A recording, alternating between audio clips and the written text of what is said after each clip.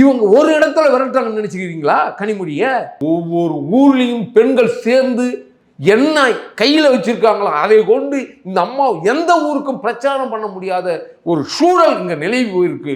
அதனால் இந்த இப்ப போனாங்களே விளாத்தி குளத்தோடு நிறுத்திக்கணும். இந்த பாடம் தமிழகம் முழுக்க பெண்கள் கனிமொழியை காத்து கொண்டிருக்கிறார்கள் விரட்டி அடிப்பதற்குன்றதை நீங்க நினைச்சுக்கணும்.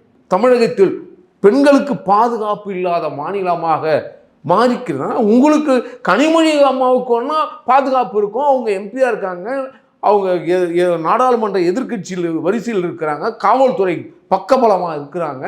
அதனால் நீங்கள் பாதுகாப்போடு இருக்கலாம்.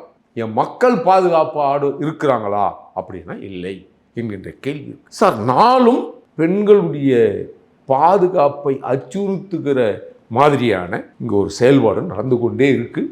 அதற்காக எந்த ஒரு எதுவுமே செய்யலை.